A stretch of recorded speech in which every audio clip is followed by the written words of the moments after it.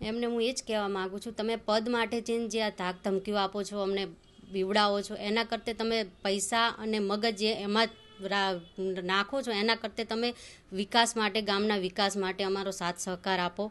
તમને નમ્ર વિનંતી કરું છું કે તમે એમાં મગજ દોડાવો, એમાં પૈસા નાખો, જેથી આપણી હારીજ નગરપાલિકા સારું, સ્વસ્થ અને બધી રીતે કમ્પ્લીટ થાય એવી અમારો સાથ સહકાર તમે આપો. મેડમ, જે રીતના જે નગરપાલિકાના કામના ઠરાવો માટે મીટિંગો થતી હોય છે, એમાં કેવી ચર્ચાઓ થતી હોય છે, કેવી રીતના લોકોને રાય લેવામાં આવતી હોય છે? એમાં એવું છે કે ઠરાવો જ્યારે નક્કી કરીએ એટલે અમે સભ્યોને મોકલીએ છીએ, પછી એની મીટિંગ થાય છે.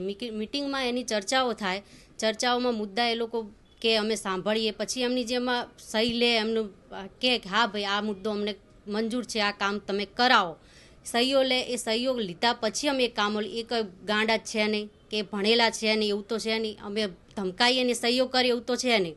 એટલે એમની સહીઓ લીધા, એમની મંજૂરીથી અમે આગળ કામ વધારીએ છીએ. તેમ છતાં આપની ઉપર અત્યારે આપના પદ ઉપરથી આપને હટાવવા માટેના પ્રયાસ કરવામાં આવે છે. આપના દ્વારા એવા કયા કામો કરવામાં આવે છે કે જેથી આજે તમને નડતરરૂપ છે એ લોકો સામે કાર્યવાહી થાય? કામોનો વિકાસ જો અમે ગામના, એક તો મેન તો વરસાદની લાઈન ખૂબ જરૂરી છે, અને સરકારે પણ એમ કીધું બધી નગરપાલિકામાં કે વરસાદની લાઈન નખાવી જરૂરી છે, કેમ કે અમારા હારીજમાં તો બહુ ખાસ જરૂરી છે. નીચાણવાળા વિસ્તારોમાં બહુ જ પાણી ભરાઈ રહ્યા છે, જેના લીધે વસ્તીના ઘરમાં પાણી આવી જાય છે.